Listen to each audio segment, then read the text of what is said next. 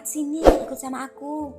Kerjanya enak dan gajinya lumayan gede. Temanku Yanto menyarankan. Aku telah di PHK oleh bosku seminggu yang lalu dari perusahaan es krim tempatku bekerja selama 5 tahun lamanya. Keputusan itu hanya bisa kuterima dengan lapang dada. Lantaran perusahaan terus-menerus mengalami kerugian akibat pandemi COVID-19. Selama seminggu itu pula aku menganggur dan tak punya penghasilan. Meski ada sedikit tabungan, namun istriku tak mau aku diam saja. Akhirnya aku menelpon temanku satu persatu untuk menanyakan lowongan di tempat kerja mereka. Untung saja aku bertemu Yanto. Dia adalah salah satu temanku saat masih SMP.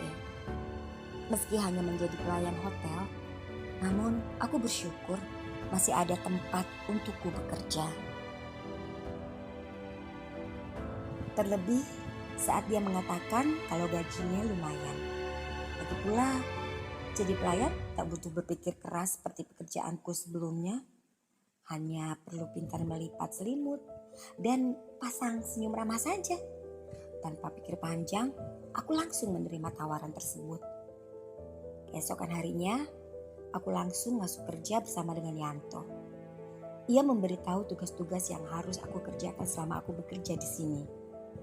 Sesi pembelajaran pun selesai. Kami kemudian menuju dapur untuk istirahat. Saat melewati kamar bertuliskan 313, Yanto menghentikan langkahku. Di depan pintu kamar tersebut ia membisikkan sesuatu kepadaku. Jangan pernah sekalipun kamu masuk ke kamar ini. Karena ini bukan kamar kamu. Tempat ini sengaja ditutup bagi siapapun karena ada sesuatu alasan, kata Yanto. Emangnya ada apa dengan kamar ini? Tanyaku penasaran. Ada yang tahu, Mat. Itu perintah langsung dari pemilik hotel, katanya.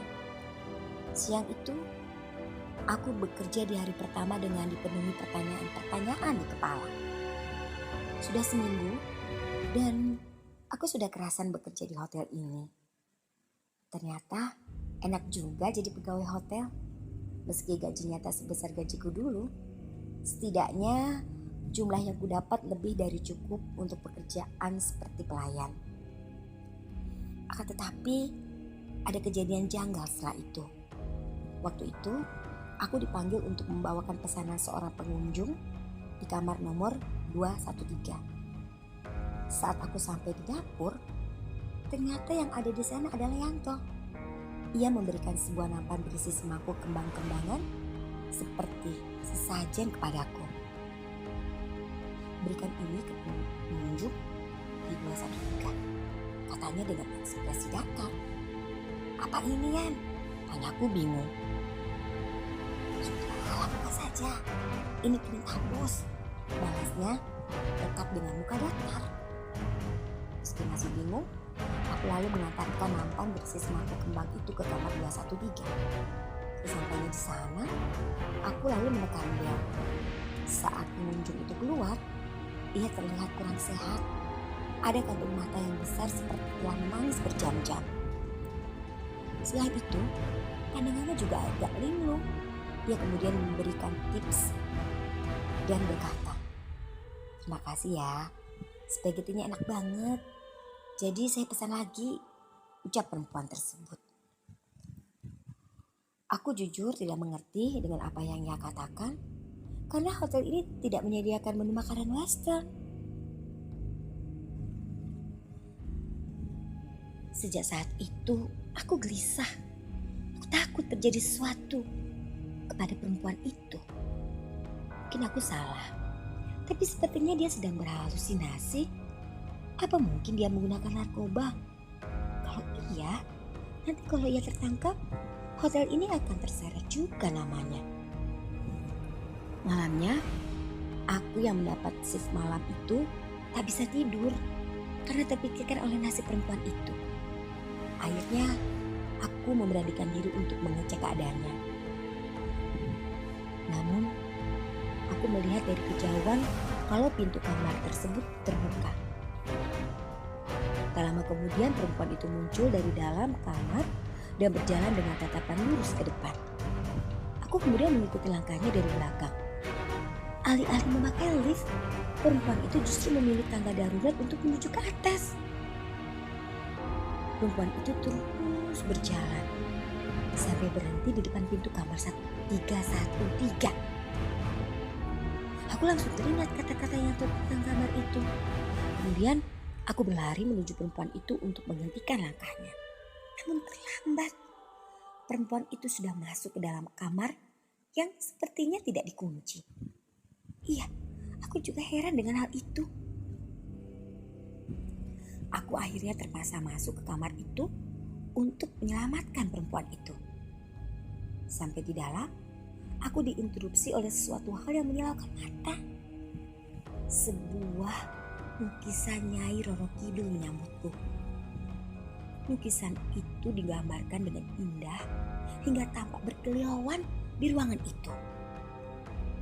Semakin lama, aku terbuai oleh keindahan lukisan tersebut. Hingga tak sadar, perempuan yang kuikuti tadi sudah melompat dari jendela kamar. Aku bergegas menemui hantu karena kejadian tersebut. Setelah aku menceritakan kronologinya, aku menyarankan untuk memanggil polisi saja. Tidak usah, katanya sambil menghela napas. Ya, ada yang bunuh diri di hotel ini, kataku sedikit berteriak. Itu semua hal biasa, balasnya. Yanto kemudian menceritakan semua kebenaran yang ada di hotel ini.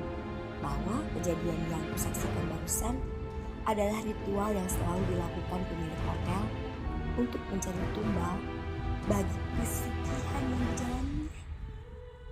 Dan seringnya tumbal yang dipilih adalah tamu hotel itu sendiri. Hal ini benar-benar tak masuk akal bagiku. Terlebih saat Yanto mengatakan semua karyawan hotel telah setuju untuk membantu merahasiakan, bahkan membantu melaksanakan ritual tersebut. Situasi ini benar-benar di luar kepalaku. Sejak saat itu, aku memutuskan berhenti bekerja di hotel tersebut.